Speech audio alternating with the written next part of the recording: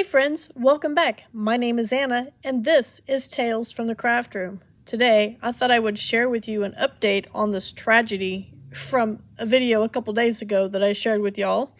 If you watched that video and remember what happened, that's fine, but if you didn't watch that video, let me update you a little bit. This is a hat that I am nooking, and when I was pulling my project to give me a little more space to, do my stitches in, my helper thread or helper yarn broke. Now this, I put some clippies on here to save this because I did remove the hook. I did get something to use as a better cable or whatever you want to call it instead of this cotton yarn. So I put a clippy on this long tail that I have. This tail right here came off the actual hook. I cut it off. And then this one here, I don't know where it came from because this is the one that, as you can see, it goes through here. So this is the one that actually snapped when I stretched it out. So I don't see any other, strands here. So I'm guessing that, I don't know what to guess. I'm not sure what to pull or where to pull, because this looks like it should be able to come out just fine. But then again, it goes into here. So I'm thinking that this broke somewhere back in here, like right here maybe. So I'm going to carefully pull on this one, which would be this right here. This should be fine to pull out. Whew, that was scary. Not too bad scary. So that's where it actually broke. I can't pull on either one of these because this is my starting and this is my ending. Oh no. So like I said, I did go and get some cable to work with this. We went out of town and went to Hobby Lobby. We didn't go specifically go to Hobby Lobby for this.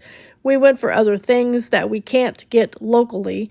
And while we were in Hobby Lobby looking for something completely different that we weren't able to find because Hobby Lobby did not have it. That was a long explanation. I got some of this paracord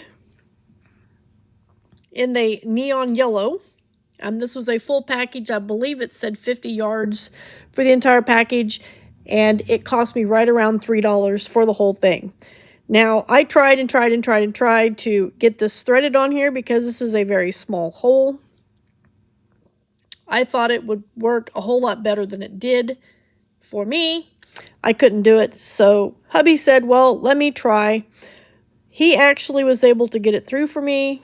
Thank you, hubby. I appreciate it very much. And then we burned the ends of this to keep it from fraying and to give it a little bit, I don't know. But we burned the ends of the paracord to mainly keep it from fraying.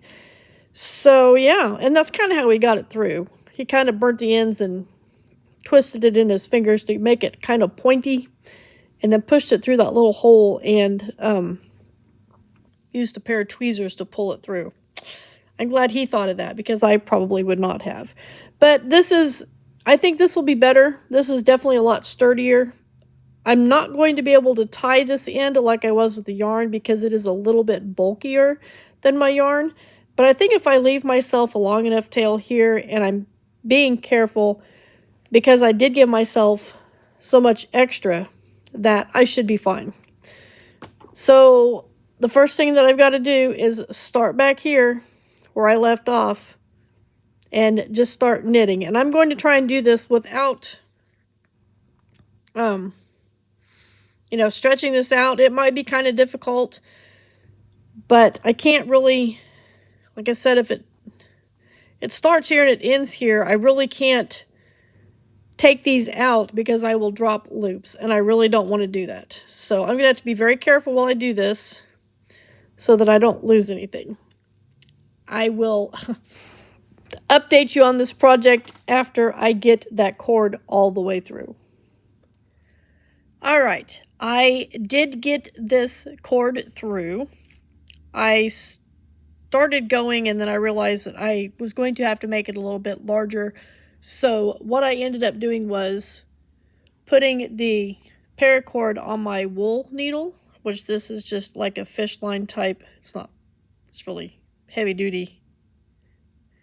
But put my cable through there, and then I went back through the stitches carefully, pulling it through as I went so that I had more room to stretch out my project, because quite honestly, this right here was all that I had that was holding that hat together. That looks really sketchy. Just realize how bad that really could have been had that dropped those stitches. I'm sure I would have been fine, but it definitely would not have been fun. So anyway, I did crochet, not crochet, I knooked around one row. I'm right back at my thing, and I did get this to where it's right about where I like to have it for pulling it out. So as you can see, you can definitely see that cable. I am happy to say I did not skip any stitches. Well, maybe right there I did. I don't know. No, maybe that's where I started it. But I didn't drop any stitches or anything. I have the correct number of everything. The only thing that I did do, which isn't really that big of a deal, is I did actually split a couple of stitches with the needle as I went through it. But it wasn't that big of a deal. I think I might have fixed it. So I am back with my 5 rows. It's time to change to the green, and then do a row of light blue again, and then go back to my 5 rows of green. But I think I'm getting close enough to the point where it's getting close to time to start my decrease. So I'm going to let you go with that. I just wanted to let you guys know that I was able to get something, and I did fix my dilemma. I do think I have plenty of cord on here. I've got quite a bit going back around this way. It goes quite a ways. It's double quite a ways to like right there. So I do have a good bit, and I could make it a little bit less if I wanted to. So thank you guys for watching, and I'll see you soon.